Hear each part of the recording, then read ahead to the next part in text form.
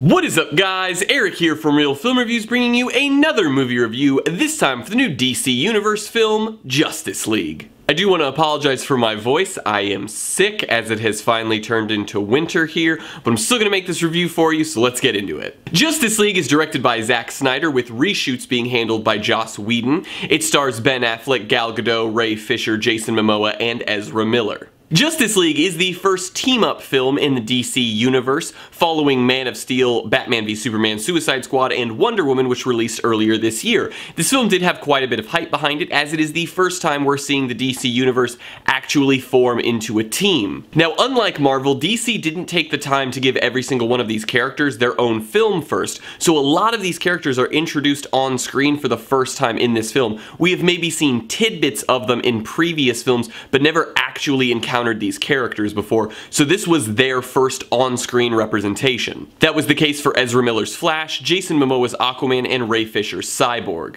The film tells the story of basically Batman realizing that there is an invasion coming to destroy Earth, and he realizes he has to build a team. So using the files that he stole from Lex Luthor in Batman v Superman, he puts together this team to fight the villain Steppenwolf, who has come to destroy the planet and basically turn it into this massive wasteland and turn everyone on the planet into members of his army. Going into this film, I was cautiously optimistic. Wonder Woman, which came out earlier this year, was so good. However, I dislike Suicide Squad and Batman v Superman, and I hate Man of Steel. I personally don't care for any of those films. I think they all have small things about them that work really well, but I think as full cohesive films, they just don't work out as well as they should. And I think this film was a step in the right direction. Now, of all things to point out first, because I know it's weird, I do want to point out the score of this film. Danny Elfman was the composer, and he did a great job. I really disliked the score for Batman v Superman. Not all of it. I liked Hans Zimmer's bits, but when it got all techno-y, I really detest that score. Like, so much. I hate it so much. But the score for this film I thought actually felt very epic, and it worked with the story that was being told. And then in terms of the performances by all of the cast, I thought everyone did a good job. No one was particularly like amazing, but also no one was terrible. I really enjoyed the supporting cast with J.K. Simmons and Jeremy Irons. I really liked Amy Adams as Lois Lane yet again, and then obviously everyone in the Justice League itself did a good job. Jason Momoa actually made Aquaman feel like a threat when everyone's always sort of made fun of that character. He made him feel like a physical threat to everyone in the film, and I really enjoyed his portrayal of Aquaman. I thought Ezra Miller was good as the Flash. He added some awkward comedy to the film that helped sort of break up the very brooding seriousness of it. And then along with that, I thought Ray Fisher did the best he could with the character of Cyborg,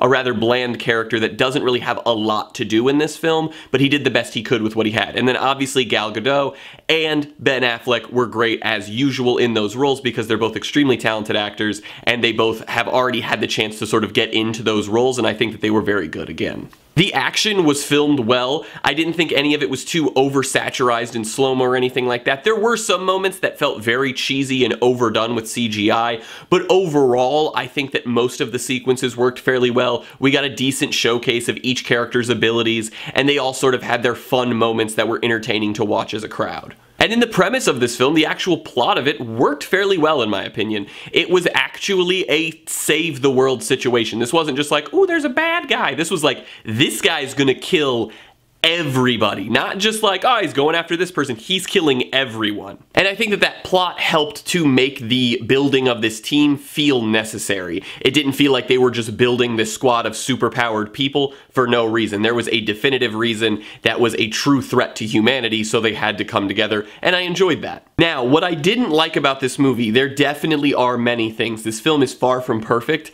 and one of the big ones right off the bat is the villain, Steppenwolf. He's extremely bland. Like, there's nothing that interesting about him. While he is a physical threat, he also seems to be not a big enough physical threat to everyone that you're like worried they couldn't beat him. And that kind of bothered me, because I feel like you have this extremely powerful team, so everyone on that team needs to feel like they are in a life or death situation with the villain they're up against. And it personally felt like they kind of stood their ground to an okay level against Steppenwolf in their initial encounter with him, and that sort of just irked me the wrong way a little bit, because it sort of just seemed like, shouldn't this guy sort of just be decimating them? And I also just feel like his character, in terms of just being a villain, was boring. All he was basically a character to lead up to a future villain for the DC Universe, and I think that that's a cheap way to introduce a villain. You bring them in just so you can bring in a cooler villain later, and while he did serve that purpose in this film, as a character and as someone to be the opposite of the Justice League, he was just very much the like, I'm gonna destroy the world type of guy, and there wasn't anything else to him. I know I've said this before in videos, but what makes a great villain, a truly great villain, is a villain that the audience can relate to, but still hate their choices. That's why everyone loved Loki so much in the Avengers, because you could see where Loki was coming from and why he was doing what he was doing, you just didn't agree with it. And before I get comments of people being like, this doesn't deserve to be compared to the Avengers, it's a different tone, it's a different movie. That's what it is. This is DC's Avengers, so it's the only logical thing to compare it to in any way. I'm only going to compare it to it one more time in this review, but it's the only thing that is even sort of in the same realm. Almost all of my issues with this film really just have to do with the writing. The only issue that I have that doesn't is the effects, where some of the effects in this film are very cheesy and look really fake.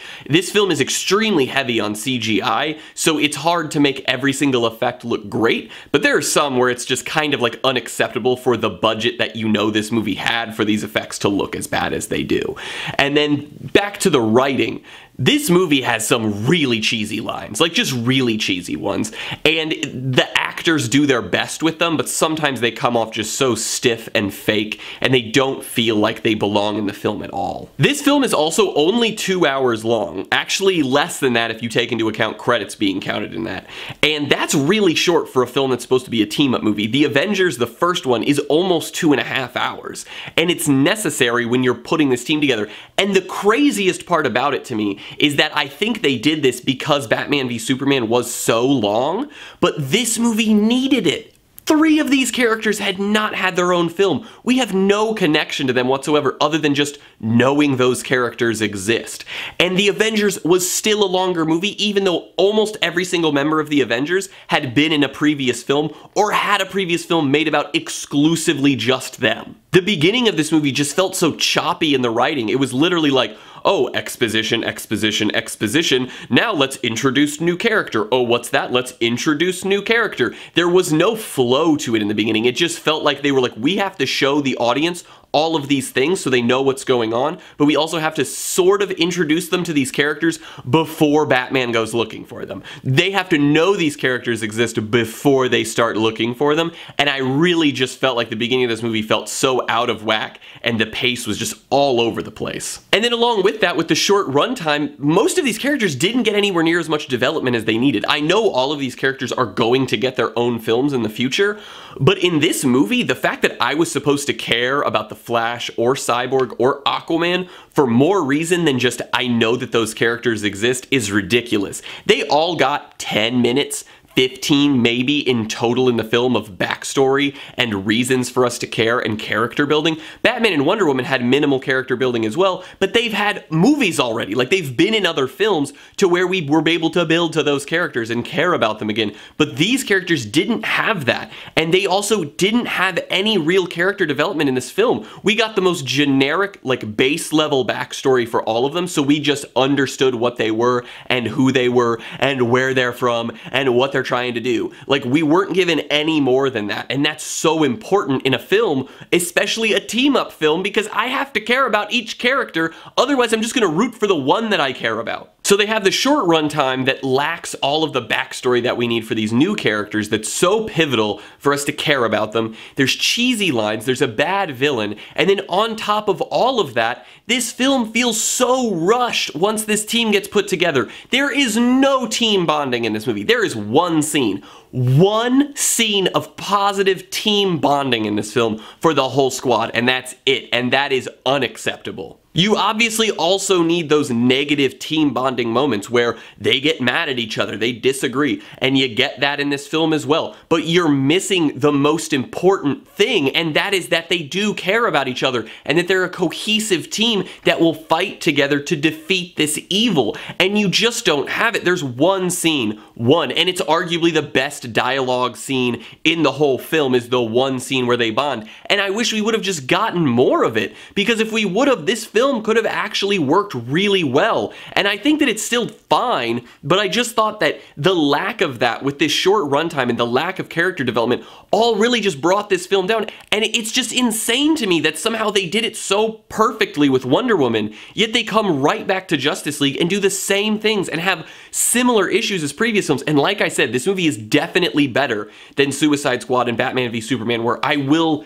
definitely agree with that, but it's not anywhere near as good as Wonder Woman. It just needs more heart. It needs more of these characters caring about each other so the audience can care back. I'm gonna give Justice League a B-. This is a decent film, and maybe it's not the largest step forward for the DC Universe, but it is a step forward nonetheless, especially when you're taking into account like the extended, built-up universe for these team films. While Wonder Woman was great, this one was definitely moving forward compared to the past two team-up films that we have gotten, and I think that that's important. I think it did sort of have a lackluster script that could have been beefed up to make the film a little longer, and also add in a lot more character building, but overall, it's fine. It's not amazing, but it's fine, and I'm okay with that. I'm happily going to go see the next film in the DC Universe, because I think that if they can just continue to improve, we may eventually get a truly great DC team-up film, which would be awesome to see on screen. And just a quick note that I do want to add, this film does have two after-credit sequences. The first one is kind of funny and just kind of a little charming one. However, the second one is one of the best after-credit sequences that I've ever seen in a film, and I highly recommend staying until the very end of the credits so that way you can see it. Well guys, as always, I'm Eric. If you enjoyed this review, please do like, subscribe, comment down below what you thought of Justice League, share everything we do here on Real Film Reviews, and hope to see you guys later.